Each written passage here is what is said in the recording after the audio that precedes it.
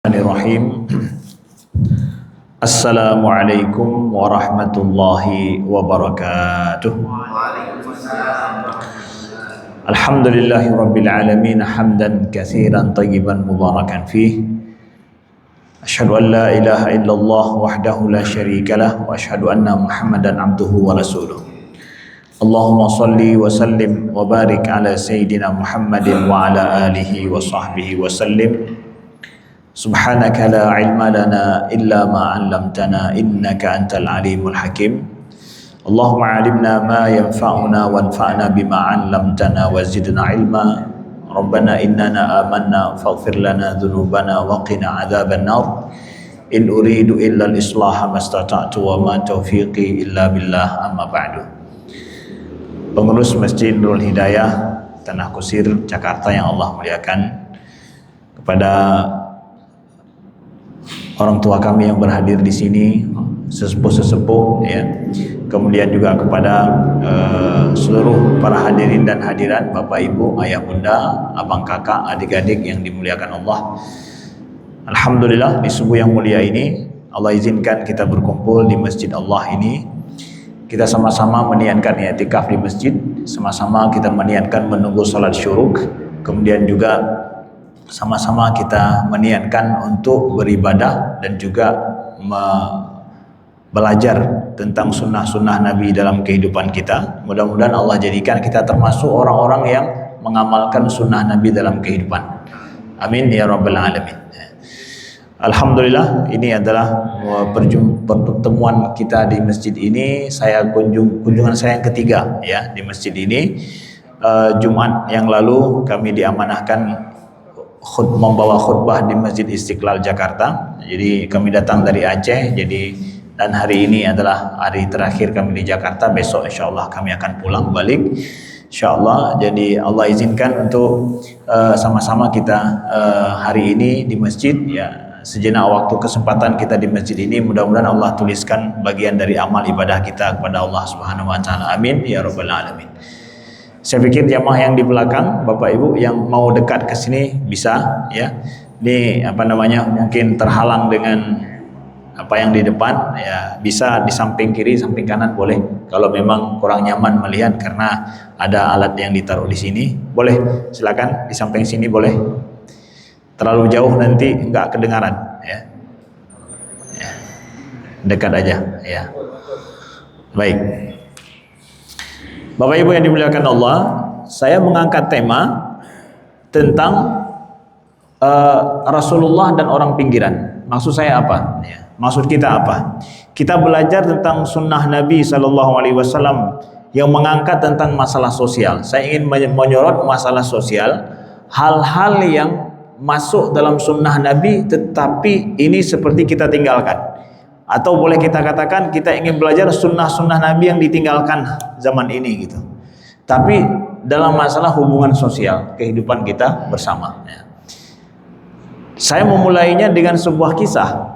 Kita belajar hari ini sebuah kisah kejadian masa Nabi SAW ya.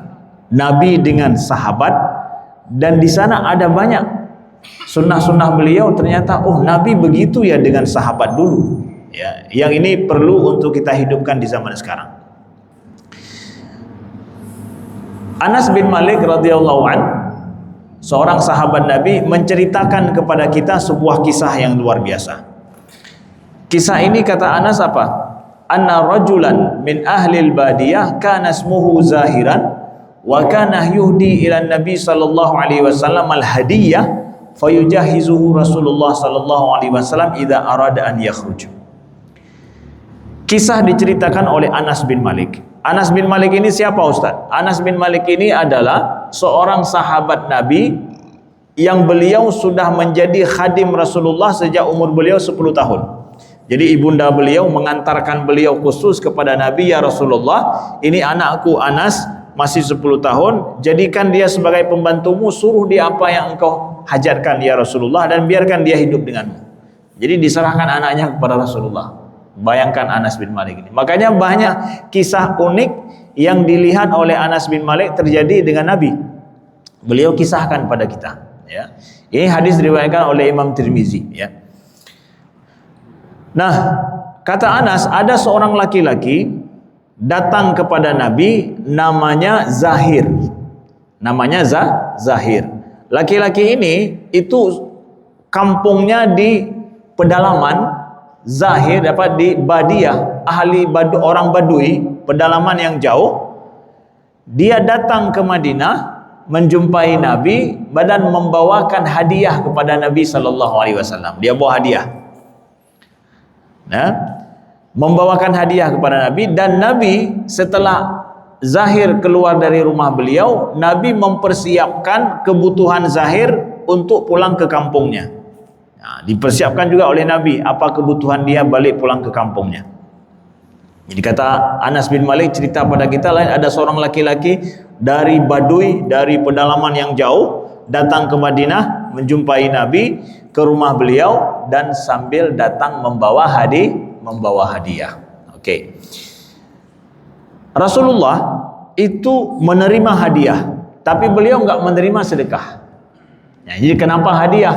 Karena Nabi menerima hadiah tapi enggak terima sedekah. Pernah Salman Al-Farisi sebelum masuk Islam, dia mau ngetes Rasulullah ini betul Nabi enggak nih. Dia bawakan kurma kepada beliau, lalu dia bilang, "Ya Muhammad, ini ada sedekah dariku, makanlah engkau dengan sahabatmu." Dibawakan kurma, disedekahkan kepada Nabi, dia bilang langsung sedekah. Ya. Lalu Nabi katakan, Nabi terima, Nabi kasih kepada sahabat bahwa makanlah kalian, aku tidak makan sedekah. Nabi nggak ambil sedikit pun. Ya. Besoknya Salman datang lagi bawa kurma juga, tapi judulnya diganti. "Ya Muhammad, ini aku membawa kurma hadiah untukmu, makanlah." Nabi ambil satu kurma, Nabi cicipi, kemudian Nabi kasih ke sahabat yang lain, makanlah kalian. Ya. Hadiah dimakan sama Nabi, sedekah nggak dimakan. Nabi hanya terima hadiah, nggak terima sedekah. Memangnya apa beda Ustaz hadiah dengan sedekah? Konsep hadiah dengan sedekah beda di dalam Islam. Apa bedanya? Yang pertama bahwa sedekah itu ada yang wajib, ada yang sunnah. Sedekah wajib namanya apa? Zakat. Sedekah sunnah banyak yang sebagaimana yang kita tahu, itu ajaran Islam. Sedekah itu diberikan kepada orang yang membutuhkan, orang yang berhajat. Sedangkan hadiah dia diberikan bukan orang yang membutuhkan, bukan orang yang berhajat. Kadang yang kita berikan itu ya nggak langsung dibutuhkan oleh orang itu. Tapi kalau sedekah mesti yang dibutuhkan. Ya. Kemudian dari sisi pemberi, kalau hadiah yang memberi itu levelnya sama dengan yang menerima, atau bahkan yang menerima lebih tinggi levelnya dari yang memberi. Tapi kalau sedekah, yang memberi selalu lebih daripada yang menerima. Yang menerima selalu lebih rendah daripada yang memberi. Kalau hadiah, yang memberi dan menerima satu level bahasanya dalam tanda kutip, atau bahkan yang menerima lebih loh daripada yang memberi, itu hadiah. Cocok enggak bagi Nabi menerima sedekah? Nabi enggak cocok menerima sedekah. Sedekah itu diterima oleh orang yang lebih rendah dari yang memberi itu, sedekah. Makanya kepada guru-guru kita sering kasih apa? Hadiah atau sedekah? Yang betul. Sering ngasih sedekah ya. Ini sedekah untuk tuan guru. Ya, kenapa tuan guru lebih rendah dari saya? Ya, banyak-banyak kasih sedekah kepada Pak Kiai, kepada Tengku, kepada Ustadz. Ya, ya. Nabi nggak terima sedekah. Lalu kemudian sedekah itu boleh ditolak Pak, tapi hadiah enggak. Ada orang kita tahu, kita melihat secara ini, dia nampaknya butuh sedekah nih, ya, butuh sedekah. Kita bilang ini sedekah dari saya, Bapak kasih saja kepada yang lebih berhak dari saya. Baik enggak ini? Kalau dapat respon seperti ini, ada orang yang lebih butuh, lebih berhak dari saya, lebih butuh, kasih saja kepada yang itu. Baik enggak ini orang? Baik ya. Dan kita respect kepada dia. Oh, dia enggak terima, bahkan suruh kepada orang yang lebih berhak. Oke. Bapak pergi haji atau pergi umrah, teringat sama teman-teman di sini, bawa baju gamis atau bawa minyak wangi atau apa gitu, ingat kepada Pak Haji, ingat kepada teman gitu, bawa pulang ke sini. Kasih hadiah, sholat subuh kasih hadiah, oh baru pulang umrah ya, ya kemarin saya pulang umrah, kasih gitu. Dijawab, kasih aja kepada yang lebih berhak. Gimana? Di mana sakitnya itu? Hah? Sakit hati nggak? Sakit hati Pak. Makanya hadiah nggak boleh ditolak. Nah itu perbedaan yang ketiga. Perbedaan yang keempat, sedekah itu sedekah itu tidak bermaksud untuk menjalin hubungan silaturahim dan rasa kasih sayang. Sedangkan hadiah untuk menjalin hubungan kasih sayang, menjalin hubungan yang baik antara kita dengan orang yang kita beri. Makanya orang yang memberikan sedekah, kalau misalkan Bapak beri sedekah kepada seseorang, yang menerima itu bilang, Bapak tinggal di mana? Rumah Bapak di mana? Untuk apa? Biar saya sering pergi ke rumah Bapak, dapat sedekah dari Bapak. Bapak kasih tahu alamat rumah enggak? Tapi orang yang kita kasih hadiah, ya, kita akan bilang kepada dia kan, kalau bisa datanglah ke rumah, ya, ingat saya, ya, dengan hadiah ini dipakai, digunakan, ingat saya, kalau bisa kadang sering datang ke rumah atau gimana. Karena maksud orang yang kita berikan hadiah adalah untuk menjalin hubungan dekat dengan dia, dia ingat selalu akan kita. Beda ininya, maksudnya hadiah dengan sedekah. Maka Nabi, yang cocok bagi Nabi menerima apa? Hadiah. Sedekah tidak cocok bagi Nabi. Nah, maka jangan suka di antara kita minta sedekah. Minta sedekah artinya bahwa kita merendahkan diri kita. Nah, kita juga memberikan kepada orang, kalau ingin memberi, maka apa itu? Jadi sekarang kalau tahu bedanya ini, bagusnya banyak kasih hadiah atau banyak kasih sedekah?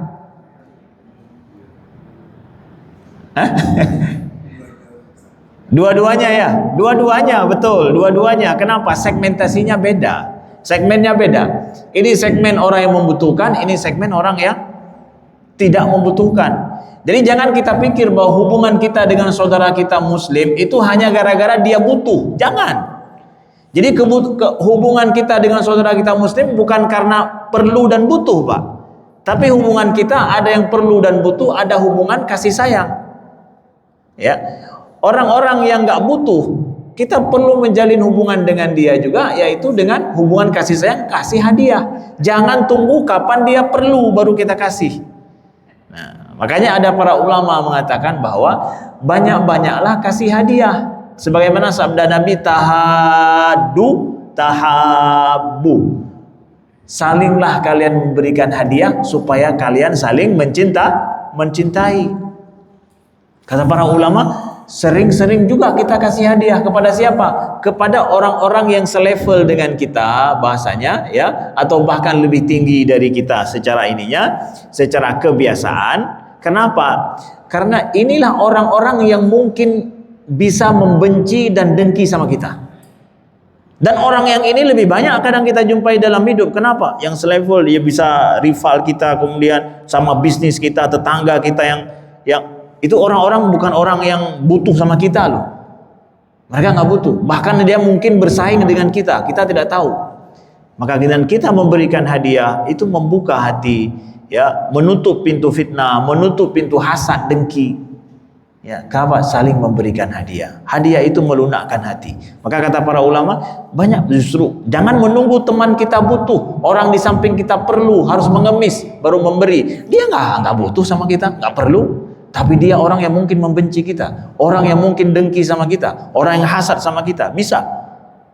Maka hadiah itu akan membuka pintu hati, ya, menjadikan sesuatu itu hubungan kasih sayang terjalin. Nah, itu bedanya hadiah dengan sedekah, ya. Kemudian Rasulullah ketika pulang Zahir, beliau persiapkan apa yang dibutuhkan oleh Zahir. Dan ini adalah karakter Nabi dan sunnah Nabi, kepribadian beliau, bahwa Rasulullah tidaklah beliau menerima suatu kebaikan dari orang lain itu pasti beliau balas. Beliau balas. kebaikan itu. Itu sunnah Nabi dan itulah beliau ajarkan dan itu kepribadian beliau. Ada 3 macam kalau boleh kita kategori orang yang menerima kebaikan dari orang lain. Responnya itu ada 3 macam. Yang pertama, bukan yang pertama, yang nomor 3 saya buat ya. Yang nomor 3 ini dia menerima kebaikan orang, tapi rasanya seperti nggak menerima apa-apa. Macam tak terima apa-apa dia. Responnya biasa aja ya, nggak ada respon apa-apa pun, biasa aja, nggak menganggap sesuatu ada dia terima. Yang kedua, dia akan membalas sesuai dengan yang dia terima. Kita kasih, dia akan balas memberi sesuai dengan apa yang dia terima. Ya. Nomor 1 itu dia akan membalas lebih baik dari apa yang dia terima. Kira-kira Nabi cocoknya nomor berapa? Nomor 1 yang cocok Nabi nomor. Kenapa? Beliau pasti teladan terbaik. Teladan terbaik nggak mungkin nomor 2, nomor 3, mesti itu. Capek nggak kira-kira jadi Nabi? Capek nggak jadi Nabi? Selalu kalau menerima kebaikan orang harus membalas dengan cara yang nggak boleh sama, Pak. Kalau sama stratanya sama dong. Ini harus lebih. Nabi begitu memang Rasulullah. Makanya ada riwayat-riwayat Nabi menerima kebaikan daripada para sahabat, hadiah dan yang lain. Reward diberikan oleh Nabi, balasannya luar biasa. Contoh, dua contoh saya kasih misalkan. Pernah Arab Badui, orang Badui juga datang kepada Nabi, ya, dia masuk Islam, ya. Dia masuk Islam, dia bawa hadiah kepada Nabi. Lalu ketika dia pulang, Nabi kasih hadiah kepada dia, hadiah atau sedekah balasan daripada Nabi. Itu ghanaman, ya, yaitu kambing, 1 lembah kambing dikasih oleh Nabi untuk 1 orang. Maksud 1 lembah kambing apa? Istilahnya kambing itu kalau dikumpulkan sedang merumput dia, itu 1 lembah kambing semua. Itu dikasih untuk 1 orang oleh Nabi. Lalu Arab Badui ini pulang ke kampung, dia bilang bahwa ya kaum aslimu fa inna Muhammadan yu'ti ata'an man la yakhsha faqr. Wahai kaumku, wahai orang kampungku, kalian masuk Islam semua. Kenapa? Kalau kita masuk Islam, Muhammad tuh kasih hadiah, kasih pemberian yang nggak takut miskin. Ya, saya aja gini dapatnya. Ya. Dia ajak kaumnya untuk masuk Islam. Ya. Ada juga yang datang kepada Nabi, dia bawa kurma, hadiah kepada Nabi segini nih. Apa nama bahasa Melayunya segini, bahasa Indonesianya? Segenggam segini, Pak. ini. Masukkan ke dalam beras di dalam ini, kasih segini jumlahnya. Apa namanya, Pak Haji? Ya. Udah, keluar dia dari rumah Nabi, dikasih sama Nabi 1 ini biji emas dikasih oleh Nabi SAW kepada dia, balasan dari Nabi. Maka Rasulullah apa aja beliau terima itu pasti beliau balas dengan balasan yang lebih baik. Bahkan kata Anas bin Malik, masu'ila Rasulullah SAW syai'an qattun faqalala. Rasulullah itu enggak pernah loh, kalau beliau itu dimintai sesuatu beliau mengatakan enggak pernah. Itu enggak ada kamus no dalam hidup Nabi kalau diminta sesuatu. Ya, bagaimana menghindari kata-kata no dalam hidup? Ya, ada enggak buku begitu ya? Ngajarin kita mengatakan kata-kata no kalau orang minta sama kita. Bayangkan itu, gimana cara hidup orang minta sesuatu sama kita tapi jangan katakan tidak. Gimana caranya itu? Itulah sunnah Nabi. Itulah cara beliau hidup. Pernah datang kepada beliau, ya, orang meminta kepada Nabi, banyak loh orang minta sama Nabi sampai gak ada apa-apa di rumah Nabi, habis semua, habis gak ada apa-apa. Apa kata Nabi? Ibta' alayya fa idza ja'ani syai'un qadaitu. Ya. Pergi ke pasar, beli apa yang kamu hajatkan, kamu butuhkan, nanti bonnya kasih ke saya. Ya, bonnya kasih ke saya. Apabila nanti ada sesuatu sudah datang pada saya akan membayarnya, kata Nabi. Itu pada saat udah nggak ada apa-apa lagi di rumah beliau, nggak tahu ngasih apa lagi. Sampai datang Umar bin Khattab, ya Rasulullah, untuk apa engkau berutang untuk dia? Kalau engkau tidak punya apa-apa, ya sudah, nggak usah dikasih, bilang aja enggak gitu. Nabi senyum aja. Dapat respon dari Umar, protes terhadap apa yang Nabi lakukan. Nabi senyum aja. Ya, pergilah beli apa yang kamu butuhkan. Itu Rasulullah. Kira-kira Nabi kaya enggak? Hah? Bukan kira-kira lagi Ustaz, sudah pasti Nabi kaya. Nabi bukan cuma kaya harta, tapi lebih dari itu kaya hati. Karena kalau orang yang kaya harta saja, tidak kaya hati, nggak mungkin dia seperti itu. Bayangkan misalkan Elon Musk, orang terkaya di dunia, atau siapa hari ini udah terkaya di dunia, kita nggak tahu, setiap tahun beda ya. Dia orang kaya di dunia, mungkin nggak dia hidup seperti ini? Kalau ada orang minta sama dia, jangan pernah katakan no. Mampu nggak orang kaya di dunia seperti itu? Nggak mampu. Berarti kalau nggak mampu begitu, miskin dong.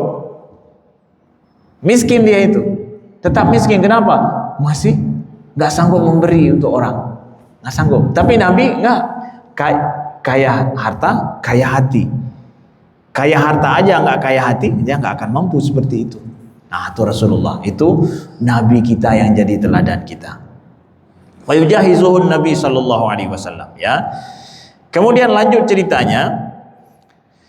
Nabi ini pernah sampaikan kepada Zahir, ya. Beliau sampaikan di depan para sahabat, inna Zahir badiyatuna wa nahnu hadiruh. Zahir ini adalah saudara kita dari kampung, dan kita ini adalah saudara Zahir dari kota. Zahir datang dari kampung yang jauh, nggak punya siapa-siapa di sini. Nabi ingin mengatakan kepada dia, kamu itu punya saudara, tenang saja. Ya, ini yang di sini ini semua saudara kamu. Nih, Nabi perkenalkan pada sahabat. Nih, Zahir ini adalah saudara kita dari kampung ini. Dan kita semua di sini nih, ini adalah saudara Zahir dari kota.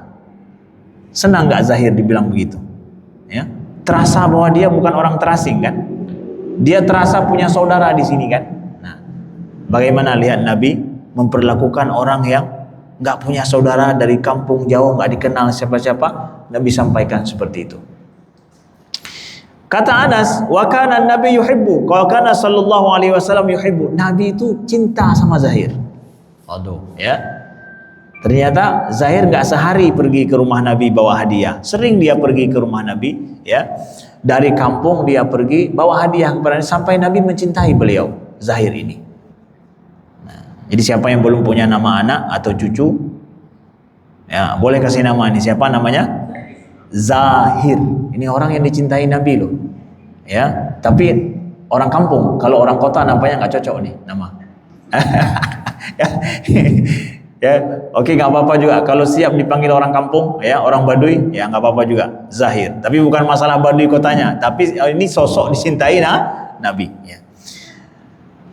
Bapak Ibu bisa bayangkan Zahir ini. Mungkin terbayang seperti apa sih Zahir ini. Nah, sekarang ada kata kunci satu dikasih sama Anas bin Malik, sama kita, sama sahabat Nabi Anas. Wa kana sallallahu alaihi wasallam yuhibbuhu wa kana damiman. Zahir ini dicintai oleh Nabi sallallahu alaihi wasallam, dan Zahir ini damim dia. Damim dia. Damim itu apa Ustaz? Damim ini jarang-jarang kita dapatkan. Orang Arab ngasih deskripsi kepada orang memakai kata-kata damim. Ya, jarang loh. Dan bahkan mungkin kalau ada orang yang kasih deskripsi kepada kita damim, kita akan marah. Tapi Anas kasih tahu kalau Zahir ini damim dia. Damim itu apa?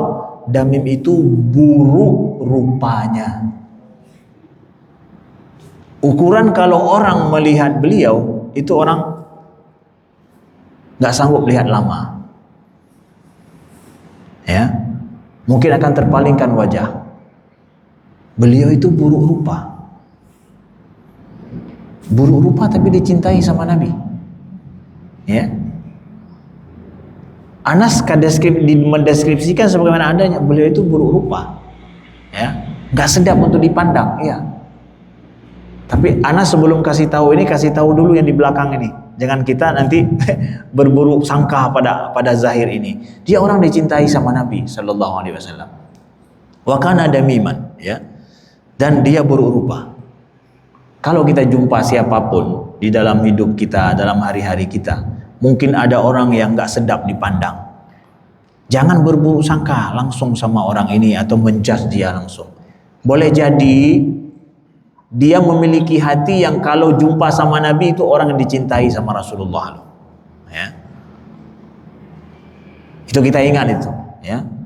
Kalau kita lihat seseorang hamba Allah yang mungkin tidak sedap dipandang, enggak mengenakan wajahnya, performanya untuk dipandang, tunggu dulu, jangan menjudge dia atau merendahkan dia. Boleh jadi dia memiliki hati yang kalau jumpa Nabi dia termasuk orang yang dicintai Rasulullah sallallahu alaihi wasallam. Nah, ya, wa kana damiman. Fa'atan Nabi sallallahu alaihi wasallam yawman wa huwa yabi'u mata'ahu fahtadhanahu min khalfi wa huwa la yubsiru faqala arsilni man hadha. Kata Anas bin Malik, pernah suatu ketika Zahir ini berada di pasar, dia sedang jualan. Ya. Datang Nabi dari belakang, dipeluk oleh Rasulullah sallallahu alaihi wasallam dan ditutup matanya dan dia tidak mengenal dan tidak tahu siapa yang memeluknya dari belakang. Oh, ternyata Zahir ini datang dari kampung yang jauh menjumpai Nabi, enggak datang dengan tangan kosong, tapi bawa barang dagangan. Dia ternyata ikut jualan juga di Madinah. Ya, datang dari kampung bawa dagangan, ya, jualan di pasar. Suatu hari dia sedang jualan, datang Nabi memeluk Zahir dari belakang dan ditutup matanya. Ya, ditutup matanya oleh Nabi sallallahu alaihi wasallam. Dipeluk kuat sehingga Zahir tidak sanggup untuk melepaskan diri. Dan pelukan Nabi itu ya lebih kuat daripada Habib. Kenal Bapak Habib? Pak Haji? Habib Nurmagomedov? Nggak tahu Bapak ini ya. Ini bukan generasi milenial sekarang tahu Pak. Habib Nurmagomedov. Oh, itu pemain MMA ya. MMA yang juara dunia dia Pak ya. Kalau sudah dipeluk apa itu sama dia ya udah tuh itu apa lawannya itu udah siap-siap KO ya. Nah, kenapa pelukan Nabi lebih kuat karena Nabi pernah mengalahkan seorang pegulat yang paling kuat namanya Rukanah. Rukanah kan. Rukanah ini menantang Nabi bahwa Muhammad, kalau seandainya engkau sanggup mengalahkanku, aku masuk Islam. Apakah Nabi menolak tantangan ini? Dia memilih antara kafir dengan Islam. Nggak mungkin Nabi tolak lah. Dia mau membuat, kalau aku dikalahkan, kau kalahkan aku masuk Islam. Aku akan beriman. Kalau enggak, aku akan tetap kafir. Nabi akan membiarkan? Enggak lah. Ya, Nabi ladeni dia. Ya, Nabi ladeni dia, Nabi banting dia, kalah dia. Rukanah ini kalah. Padahal dia pegulat sejati, dikalahkan oleh Nabi Sallallahu Alaihi Wasallam. Karena dalam hidup ini ada orang yang nggak pakai bahasa otak Pak. Ada orang yang paham hanya bahasa otot. Dibanting baru paham, betul engkau Muhammad. Betulnya itu setelah dibantingnya dia. Ada orang yang dalam hidup memang nggak bisa pakai bahasa otak Pak. Bahasa otot, ditinju sekali, tumbang, betul. Itu betul, Muhammad itu benar. Udah kalah dia baru mengangkat Nabi Muhammad itu benar, beriman dia kepada Nabi. Oke. Jadi dipeluk dia oleh Zahir ini dipeluk oleh Nabi sallallahu alaihi wasallam. Sedekat-dekatnya Umar dengan Nabi enggak ada peluk Umar. Sedekat-dekat Abu Bakar dengan Nabi enggak ada memeluk Abu Bakar. Seperti yang kita tahu ini. Tapi Zahir ini dipeluk sama Nabi. Bayangkan itu, ya. Ada sahabat-sahabat yang sangat merindukan dipeluk sama Nabi. Sampai ada yang rada-rada berbohong gitu untuk dipeluk sama Nabi. Cari trik, cara-cara supaya dapat dipeluk oleh Nabi SAW. Contohnya siapa? Saya kasih tahu contohnya ini ada seorang sahabat namanya Suad ya. Suad ini gemuk orangnya, gemuk ya. Nabi sedang inspeksi pasukan perang berbaris, ya. Karena dia gemuk, perutnya nonjol ke depan, ya. Makanya ketika Nabi datang, Nabi bawa tongkat, Nabi pukul di perutnya si Suad nih, belakang dikit, geser belakang dikit, ya. Di perutnya. Panglima kan pakai apa dia? Pakai senjata atau tongkat? Panglima pakai tongkat, ya. Belakang sedikit, ya, mundur dikit ke belakang. Ketika ya dipukul, bukan dipukul berat, cuma diizinkan begitu oleh Nabi sallallahu alaihi wasallam, dikit lah gitu. Kata Suad bahwa auja'tani ya Rasulullah, ya Rasulullah, sakit perutku kena tongkatmu ya Rasulullah. Ya. Kenapa? Kata Nabi. Sakit. Nabi nggak rasa ya, saya sakit ini kena tongkatmu. Ya. Iktasu minni, kata Nabi. Kalau begitu balas. Nabi nggak minta maaf, tapi apa? Balas, kata Nabi. Kalau kita maaf ya, kalau kita menyakiti orang, minta orang itu balas sama kita, Pak. Kalau kita nampar orang, jangan minta maaf, tapi juga tampar saya lagi. Itu yang benar dalam Islam. Ya, tampar, pukul. Kecuali udah, saya maafkan kamu. Kasih pipi kita lagi. Jangan langsung minta maaf ya, tunggu dulu, ditampar dulu sekali, baru bilang saya minta maaf tadi. Bapak nampar orang, ya, kasih pipi ditampar sama dia. Udah itu setelah dia tampar, baru bilang saya minta maaf ya, saya memulai menampar kamu tadi. Nah itu baru gentleman namanya. Itu keadilan. Nabi bilang bahwa ini Nabi kasih balas, kata Nabi. Sahabat yang lain ke semuanya marah. Suad, apaan kamu ini? Ya, Nabi segituan cuma dibuat kok kamu marah gitu. Kata Nabi, ini urusan aku dengan Suad, kalian minggir. Kata Nabi, nggak ada urusan kalian, nggak usah protes ya. Ini urusan aku dengan Suad, kata Nabi Shallallahu Alaihi Wasallam. Ya. Kemudian Suad bilang lagi, bahwa ya Rasulullah, ketika engkau pukul di perutku tadi, aku sakit dan kena kulitku ya Rasulullah, karena dia perutnya besar, kulitnya nonjol ke depan, ya, perutnya nonjol ke depan, jadi pas dipukul kena kulitnya. Jadi aku akan balas di kulitmu juga ya Rasulullah. Aku akan pukul di kulitmu juga, buka baju. Gitu. Sahabat tambah marah kan, kau ini suruh buka baju Nabi, gimana? Ya kan harus balas, kisas namanya kan. Pukul-pukul harus sama dong. Ya. Udah Nabi buka baju. Ketika Nabi buka baju, dipeluknya Nabi Shallallahu Alaihi Wasallam. Ya. Dia bilang, ya Rasulullah, aku bermimpi memelukmu ya Rasulullah, dan aku ingin kulitku ini bersentuh dengan kulitmu. Mungkin ini adalah pertemuan terakhir, kita akan perang, mungkin aku akan syahid nanti. Ya, nah gitu. Sampai begitunya cari trik supaya bisa memeluk Nabi. Ya. Tapi zahir nggak cari trik, dia dipeluk sama Nabi Sallallahu Alaihi Wasallam. Suka nggak seperti zahir? Suka? Siap jadi orang damim? Hah? Oh, yang itunya enggak Ustaz ya. Yang itu ya enggak ya. Ya, kalau dipeluk gitu suka Ustaz ya. Ya, oleh Nabi, dicintai oleh Nabi Sallallahu Alaihi Wasallam. Ya. Kemudian faja'ala la ya'lu ma alsaqa dhahrahu bi sadrin Nabi sallallahu alaihi wasallam hina arafahu wa ja'ala Nabi sallallahu alaihi wasallam yaqul man yashtari hadzal abd. Jadi ketika kemudian Nabi buka tangan beliau dari wajah Zahir itu, kemudian Zahir lihat ke samping, ternyata dia, oh ternyata Rasulullah kok. Kemudian dia senanglah dia, karena apa? Senang dipeluk sama Nabi. Ya, ketika Nabi mau lepas, dia buat supaya Nabi jangan sampai lepas lah gitu, jangan gitu, peluk lagi gitu ya. Ya, dipeluk oleh Nabi, dia sedang jualan di pasar Madinah. Lalu Nabi bilang, ya, man yashtari hadzal abd? Siapa yang mau beli hamba sahaya ini, kata Nabi. Jadi Nabi teriak dengan suara yang lantang di pasar itu, man yashtari hadzal abd? Siapa yang mau beli hamba sahaya ini? Zahir dalam pelukan beliau. Beliau bilang, di sini. Siapa yang mau beli hamba sahaya ini?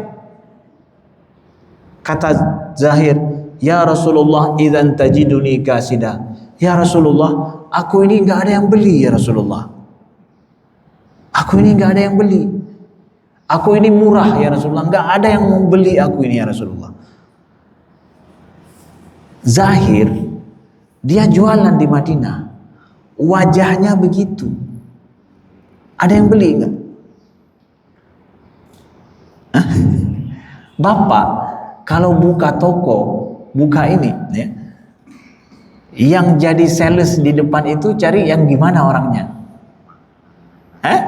Yang good looking ya, yang good looking, ya ukuran kalau orang sudah lewat balik lagi hanya gara-gara mau lihat dia gitu ya. Makanya banyak nih yang buka bisnis pasti yang di depannya itu cari yang cewek ya, gadis-gadis yang penampilan menarik. Demi apa? Sebelum lihat barang, lihat orangnya dulu kan ya, biar penampilannya menarik. Ini Zahir dari kota, jauh dari kampung, nggak ada yang kenal, nggak ada yang tahu, face-nya begitu, dia jualan nggak ada yang laku. Datang Nabi memeluk dia dari belakang. Inilah cara Nabi mengajarkan, mengendorse siapa? Zahir ini di endorse sama Nabi SAW bahasanya ya, diteriakin sama Nabi dengan suara yang lantang. Ya semua orang di Madinah kenal suara Nabi. Akhirnya gara-gara Nabi bilang begitu, ada hamba saya, ada budak nih yang dijual sama Nabi, pasti bagus ya. Datanglah semua orang ya, datang semua orang. Dilihatnya ketika ke situ apa? Ternyata orang itu dipeluk sama Nabi SAW. Lah dalam pelukan Nabi. Gimana itu? Tambah follower nggak kira-kira Zahir ini? Langsung ratingnya naik, langsung penjualannya di TikTok langsung naik kan? Dipeluk sama Nabi langsung miliaran langsung pesanan dalam satu waktu itu di endorse sama Nabi SAW. Kata Zahir, ya Rasulullah, aku ini nggak ada yang beli ya Rasulullah. Walaupun engkau jual aku, nggak ada yang beli. Kata Nabi SAW, ya. Lakinnaka indallahi lasta bikasidin, qala anta indallahi ghali. Ya. Wahai Zahir, kata Nabi, engkau ini mahal loh di sisi Allah. Engkau ini mahal, enggak murah, enggak rendah engkau di sisi Allah. Dia minder, merasa rendah dia. Nabi tinggikan dia dengan apa? Nabi angkat derajatnya. Engkau itu di sisi Allah mahal loh. Kamu enggak rendah loh, engkau ini tinggi di sisi Allah Subhanahu wa ta'ala. Nabi sedang apa itu? Serius sama Zahir atau sedang bercanda? Nabi mencandai, bercanda juga dengan Zahir. Tapi di sisi Nabi bercanda ada maksud yang mulia kan? Meninggikan derajatnya, mengendorse dia yang sedang jualan tapi nggak laku-laku gitu ya. Disamperin oleh Nabi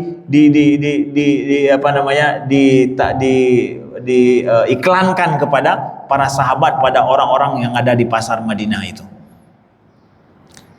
Ada sunnah Nabi di sini yang perlu kita amalkan dalam hidup. Ketika kita dapatkan orang yang merasa rendah diri, merasa dia terpinggirkan, jangan kita jadikan dia sebagai bual-bualan, atau kita kerjain dia, atau kita jadikan dia lebih rendah, lebih hina, dan tambah kita hina dia. Jangan.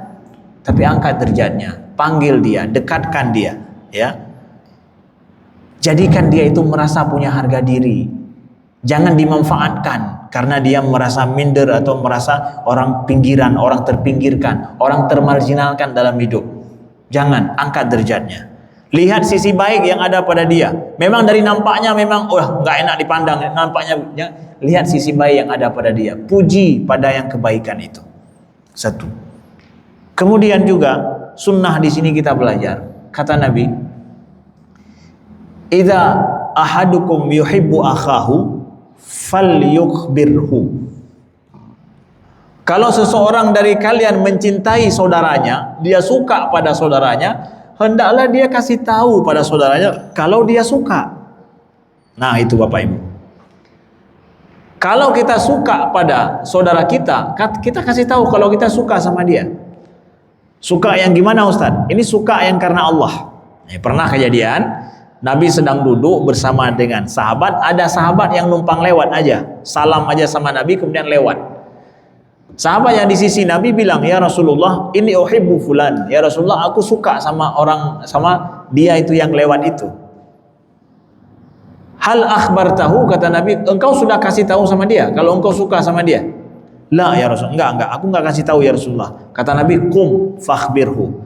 Bangun, kejar dia, kasih tahu sama dia kalau engkau suka sama dia. Datang dikejar sahabat ini, kemudian dia salamin, dia kasih tahu, ya hada inni, ya fulan inni uhibbuka fillah. Wahai fulan, aku suka kepadamu karena Allah.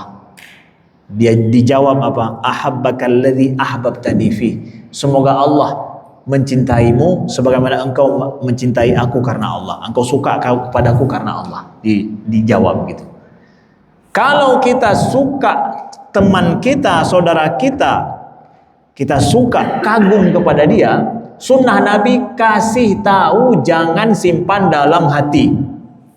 Buktinya Nabi katakan bahwa engkau udah kasih tahu sama dia. Enggak, sekarang terus kasih tahu. Jangan besok-besok kalau jumpa. Nah, itu kan sering begitu kita. Besok-besok kalau jumpa. Nabi kalau ada satu kebaikan, beliau enggak biarkan ditunda, sekarang laksanakan terus. Besok-besok kalau jumpa dia, kasih tahu ya. Enggak. Bangun, kasih tahu, kejar, kasih tahu kalau kamu suka sama dia. Ustaz, kalau suka, masa laki-laki suka sama laki-laki, Ustaz? Jangan dipahami yang negatif, yang karena Allah. Kita suka pada saudara kita karena Allah, yang karena Allah. Maka jangan pikiran macam-macam. Jangan tanya pula kalau saya suka, kalau ada laki-laki suka sama istri orang gimana, Ustaz? Kasih tahu juga. Itu bukan karena Allah suka sama istri orang. Ya, ini yang suka karena Allah, kasih tahu. Nah, jangan sampai kita kalau benci sama saudara kita itu kasih tahu belak-belakan. Saya terus terang nih, nggak ada sembunyi-sembunyi nih, kasih tahu terus. Kalau benci, kalau nggak suka, terus kalau Anda suka sama saudara, diamin, ditaruh dalam hati, nggak pernah dikasih tahu. Nabi ajarkan kebalikan. Kalau engkau benci, tahan. Mungkin nanti sembuh dengan sendiri kebencian itu, atau bahkan mencari sesuatu yang bagaimana nggak melanjutkan kebencian. Tapi kalau suka, jangan tahan, kasih tahu. Saya kagum sama kamu ini, saya suka sama kamu, saya dari sisi yang memang yang karena Allah ya, begitu. Nah itu sunnah Nabi. Sunnah Nabi kalau kita kagum, suka pada seseorang, saudara kita, teman kita, atau siapapun, di masjid kita, di masyarakat kita, dalam pergaulan kita, Nabi kasih tahu, fal yukhbirhu, atau riwayat lain, fal yu'limhu, hendaklah dia kabarkan, dia kasih tahu pada orang itu. Bayangkan nuansa yang terbentuk dalam komunitas, dalam pertemanan masyarakat kita, kalau kita saling kasih tahu, saya kagum, saya suka yang ini pada kebaikan seseorang. Ada yang bilang begini, Ustadz, kalau kan orang nggak akan seperti itu terus, boleh saja nanti berubah dia. Hari ini kita bilang suka dia di sini, tapi ternyata kadang berubah, Ustadz. Ada hukum psikologi mengatakan begini, Bapak Ibu. Seseorang apabila dipuji pada suatu kebaikannya, maka dia akan terperangkap dalam kebaikan itu. Dia nggak bisa keluar lagi dari kebaikan itu. Kalau kita puji seseorang karena kebaikan dia, Bapak Ibu ya, itu dia akan berusaha nanti untuk mempertahankan kebaikan itu yang ada pada dia. Itu hukum kejiwaannya begitu. Kalau sudah diafirmasi, ya, maka dia akan bertahan untuk, oh saya begini ya. Kita akan berusaha seperti itu sehingga kebaikan yang ada itu akan langgeng, akan terus-menerus ada pada dia. Nah, gitu. Kita dapatkan nuansa saling memuji, saling mendukung, ya, saling menghargai. Nah, ini dia. Ini sunnah Nabi dalam kehidupan. Perbanyaklah yang seperti ini. Jangan kalau marah-marah kasih tahu, tapi kalau suka diam. Nah, sekarang balik ya. Kalau marah-marah pendam dulu, ya. Jangan dilampiaskan. Ya, jangan dinampakkan. Kalau suka itu dinampakkan. Ya, begitu. Bapak Ibu yang dimuliakan Allah, ya. Maka kata Nabi, la taghdab, la taghdab, la taghdab. Jangan marah. Masih marah juga. Jangan marah, jangan marah. 3 kali kata Nabi, jangan marah, jangan marah, jangan marah, jangan marah. Artinya apa? Jangan nampakkan kemarahan itu. Ya, kalau suka nampakkan langsung. Ya, kagum nampakkan langsung, kasih tahu langsung. Nah, gitu sunnah Nabi. Baik, ada yang bertanya, kami persilakan. Ya, silakan. Waalaikumsalam. Yang ditanyakan Pertama tentang hadiah, bagaimana kaitannya dengan yang saat ini gratifikasi. Yang kedua, bagaimana dengan saat ini banyak orang yang memanfaatkan misalnya di jalan dan pura-pura berprofesi jadi pengemis. Dan yang terakhir, apakah ini yang menyebabkan Nabi ketika meninggal dunia masih mempunyai utang? Terima kasih. Baik, bagus ya. Ustadz, bagaimana dengan gratifikasi Ustadz? Itu bukan hadiah. Hadiah itu yang diberikan karena cinta, karena suka, bukan karena maslahat. Pemberian karena ada sesuatu di belakang itu bukan hadiah. Hadiah itu adalah pemberian kepada saudara kita karena rasa kasih sayang, rasa ingin merajut cinta kasih dengan dia karena kepribadiannya, bukan karena jabatan, bukan karena ini, bukan karena itu. Gak ada karenanya gitu. Maka seorang yang ngasih hadiah nggak dapat apa-apa, nggak masalah. Memang saya nggak rencana mau dapat apa-apa dari dia. Tapi orang ngasih ini ngasih itu, katanya hadiah untuk bapak, itu bohong aja itu. Kalau nggak dapat apa-apa, merasa rugi dia. Waduh, udah dikasih 1 M hadiah untuk dia, tapi nggak dapat. Itu bukan hadiah, hanya kamuflase aja itu. Apa? Nggak, hadiah dalam Islam pemberian bukan gara-gara jabatan, bukan gara-gara apa-apa, nggak ada. Karena kamunya. Jadi misalkan dia jadi kepala dinas, jadi jabatan ini, nggak jadi jabatan juga, kasih hadiah. Sebelum dapat jabatan ada hadiah, setelah nggak ada ukuran dengan jabatanmu. Aku karena engkaunya gitu. Nah, makanya gratifikasi itu benar kalau dihukum dengan negara sebagai sesuatu dianggap pelanggaran terhadap hukum negara, etika, akhlak, hukum agama juga.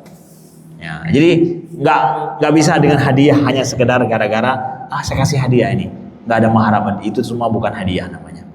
Ya, nah, jadi itu bersalah. Kemudian banyaknya orang yang berpura-pura jadi pengemis. Ya kalau sudah berpura-pura udahlah. Yang masalahnya ini yang kita nggak tahu dia berpura-pura. Kalau berpura-pura maka jangan kasih, apalagi yang mengemis meminta. Nah, dalam Islam meminta itu ada hukumnya. Meminta itu boleh seseorang meminta pada orang lain pada saat dia tidak memiliki yang bisa dia makan. Kalau hari ini dia nggak ada yang bisa dia makan, maka dia boleh meminta secukup dia makan hari ini. Apabila dia meminta lebih daripada kebutuhan makannya hari ini, fa innama yas'alu jamratun minan nar, ya. Sebenarnya kalau dia meminta lebih dari kebutuhan makannya, sama dengan dia meminta bara api neraka. Apalagi kalau minta uang tukar, ada uang tukar nggak? Apa namanya? 50.000, 100.000, 100.000 ada sama dia gitu. Udah, itu udah nggak boleh lagi. Kalau hari ini dia makan 2 kali loh.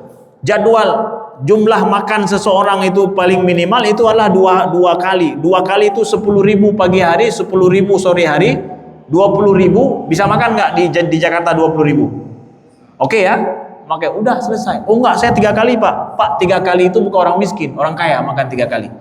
Orang miskin itu orang puasa. Puasa itu makan sahur sekali, buka sekali, udah itulah minimal. Sejumlah itu dia boleh minta, selebih daripada itu nggak boleh minta. Kalau dia minta itu sama dengan minta api neraka.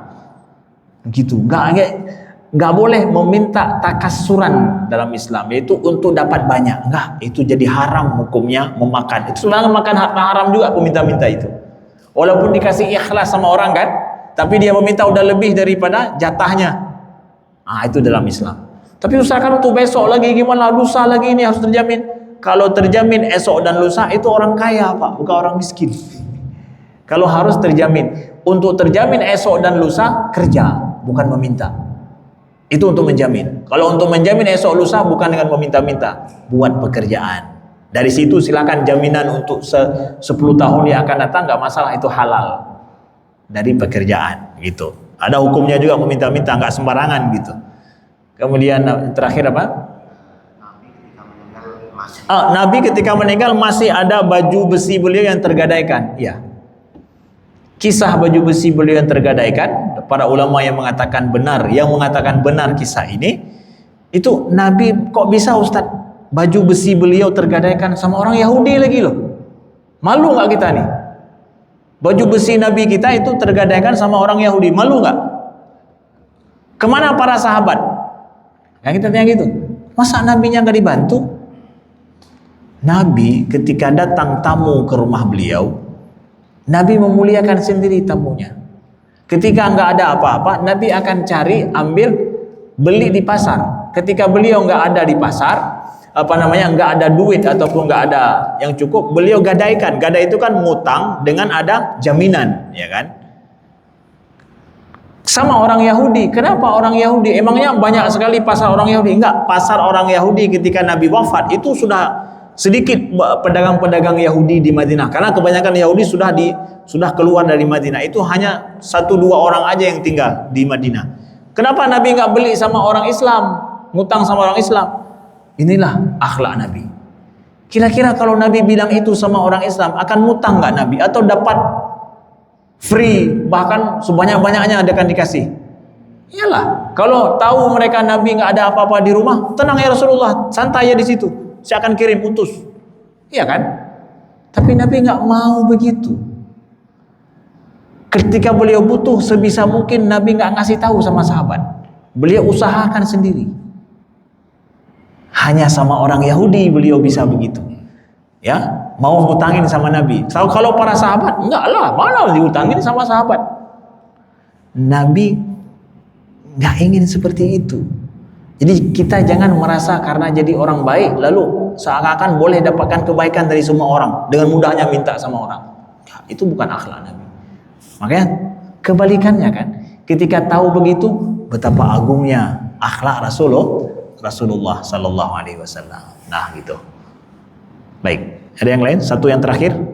Ibu-ibu di belakang? Ada? Tidak ada?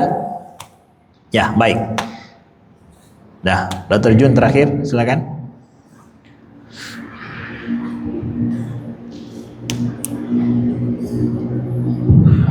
Assalamualaikum warahmatullahi wabarakatuh. Waalaikumsalam. Ustaz, ini juga tadi ya, berkaitan dengan pertanyaan pertama. Memang banyak kebiasaan yang memang disunahkan oleh Rasulullah, termasuk masalah hadiah. Orang sekarang bisa mainkan gratifikasi. Tadi kan sudah jawab. Nah, ini banyak hal Ustaz yang dalam keseharian kita, termasuk juga memuliakan Allah. Ya. Di masjid kita ini, saya ada beberapa pendapati. Nah, itu pendapatinya jelas-jelas kita kadang-kadang di dalam hati ada berdetak. Seperti apa orang ini? Nah, ini apa yang harus kita lakukan? Kalau misalnya kita berdetaknya dan awal berdetaknya bahwa memang orang ini tidak benar, gitu, tidak bagus. Ya. Pikiran awalnya. Pikiran awal. Ya. Ya. Orang itu kurang bagus. Baiknya kita, bagaimana kita berlaku? Ya, bagus. Karena pas begini kita berlaku kan, tahu kita bagaimana kita harus memperlakukan dunia, gitu kan? Ya. Tapi begitu berdetak awal kita belum pernah ketemu. Berdetak awal nggak bagus. Nah, harus seperti apa Ustaz? Baik, karena baik. Ternyata pas begitu kita perlakukan sesuai yang diperintahkan oleh Rasulullah, Ya. selesai itu memang terbukti bahwa apa yang kita kirimkan di awal itu benar. Gitu. Ya. Dia dengan ceritanya macam itu kita sudah kasih gitu Ustaz. Ya. Sejumlah inilah ya ada uang gitu. Ternyata pas begitu di bawah. Nah, itu harus bagaimana berlaku, termasuk juga masalah gratifikasi Ustaz. Ya. Bagaimana kita mengukur hati mengukur hati bahwa hadiah yang kita berikan, kalau kita yang berikan, kita bisa mengukur hati kita bahwa kita tanpa ada azas manfaat. Ya. Nggak ada iming-imingnya ya. Nggak ada iming-imingnya. Ya. Tapi kalau orang lain, nah ini yang saya terus terang, belum lagi masalah hutang Ustaz. Ya kan? Hutang ini dalam sebulan ini saja saya mendapati keluarga dan teman sedikitnya ada 5 Ustaz yang berjerat hijau. La haula wala quwata illa billah ya. Begitu kalau satu saya kasih, saya pesan di dalam hati saya, adil kayak saya yang panjang lain. Ini yang pesan saya katakan dalam saya juga agak sedikit mesti ada sedikit pencerahan. Ya, baik ya. Baik, terima kasih ya.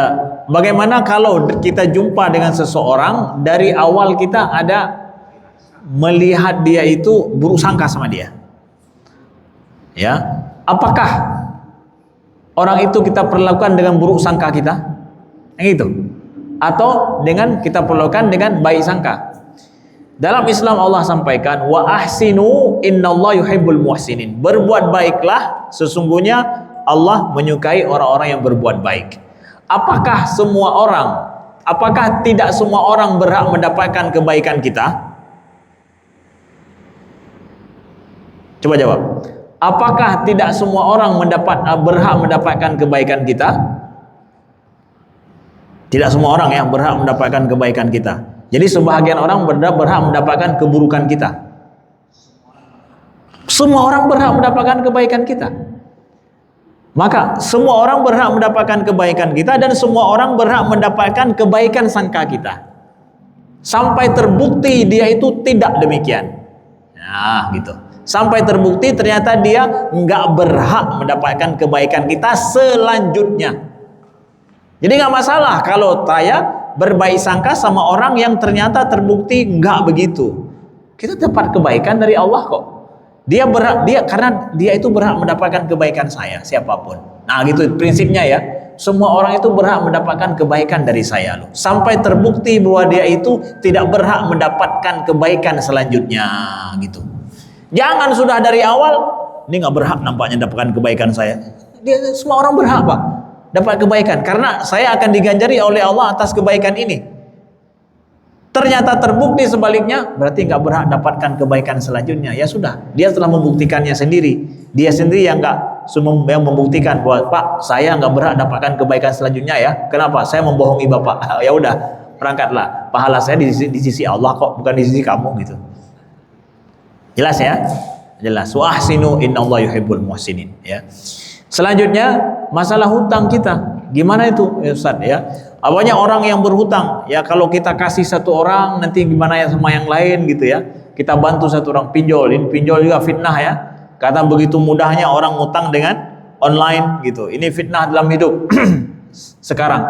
Tapi sebenarnya bukan pada pinjolnya, tetapi pada manajemen hajat kita. Apakah semua hajat kita harus dipinjolin gitu? Semua hajat kita harus dilakukan dengan hutang ya? Kenapa enggak puasa saja daripada hajat itu? Ya, karena tidak semua orang berhutang hanya gara-gara memang tercekik hidupnya, tapi karena kalau ada tahu teman kita berhutang karena tercekik hidupnya, maka bantulah dia karena memang dia sedang dalam kondisi demikian. Ya, jadi adil kalau saya melihat si ini saya bantu, si ini tidak. Kenapa? Kondisinya berbeda. Dia berhutang karena kondisi memang tercekik hidupnya, nggak ada cara untuk ini. Yang ini kamu tidak. Ya, kamu tidak. Saya akan berikan pinjaman kepada dia. Dan pinjaman itulah pinjaman kebaikan, qardun hasan. Saya tidak minta apa-apa gitu. Seseorang yang memberikan pinjaman hutang kepada saudaranya nggak meminta apa-apa di belakang daripada itu, selama duit dia dipakai oleh temannya tersebut, selama itu dia terus dihitung bersedekah. Memberikan pinjaman hutang kepada saudara kita tanpa meminta apa-apa untung daripada dia, itu kita sedang bersedekah setiap hari pada dia, Pak. Misalkan 2 bulan, 3 bulan, 4 bulan belum dikembalikan karena dia masih belum mampu, berarti dia orang yang menerima sedekah, Pak. Dia sedang kita sedekahin setiap hari. Ya 1 juta, 1 juta. Kalau kita kasih 1 juta ya, 1 juta itu masih dia pakai terus. 1 juta setiap hari, 1 juta, 1 juta. Udah 3 bulan, berapa juta udah? Terus belum dibayar sama dia. Ya, wa in kana dzu usratin fanadhiratun ila maisarah, kata Allah. Kalau seandainya dia dalam keadaan kesulitan, maka lihatlah kemudahan bagi dia. Kemudahannya apa? Ya udah, perpanjang lagi masa bayarnya. Itu kita bersedekah terus sama dia. Nah, tapi pada saat dia sudah mampu nggak bayar, dianya yang jadi masalah. Matulul ghina zulmun, kata Nabi. Orang-orang yang sanggup bayar hutang tapi nggak membayar hutang, dia telah menzalimi saudaranya. Kalau dia udah mampu tapi tahan nggak bayar, dia sedang menzalimi kita. Ya, dia berdosa terus selama dia mampu nggak bayar, argo dosanya lanjut berjalan terus, sehari, 2 hari, sebulan, 2 bulan, jalan terus. Kita dapat pahala, kenapa? Pahala orang terzalimi. Nah, gitu di dalam Islam. Ya, jadi Allah menjaga kebaikan bagi orang yang memberi dan menjaga hak mereka juga supaya tidak dizalimi. Ya. Sekian, terima kasih. Aku qouli hadza wa astaghfirullah li wa lakum. Mohon maaf karena kami harus berangkat ke Sunda Kelapa melanjutkan. Alhamdulillahirabbil alamin, hamdan yuwafi ni'amahu wa yukafi'u mazidah. Allahumma salli wa sallim wa barik ala sayyidina Muhammadin wa ala alihi wa sahbihi wa sallim. Allahumma inna nas'aluka al-huda wa tuqa wal afafa wal ghina. Allahumma inna ala dzikrika wa syukrika wa husni ibadatik. Rabbana atina fid dunya hasanah wa fil akhirati hasanah wa qina adzabannar. Wa sallallahu ala sayyidina Muhammadin walhamdulillahi rabbil alamin. Sekian, terima kasih. Mohon maaf atas segala kekurangan. Wassalamualaikum warahmatullahi wabarakatuh.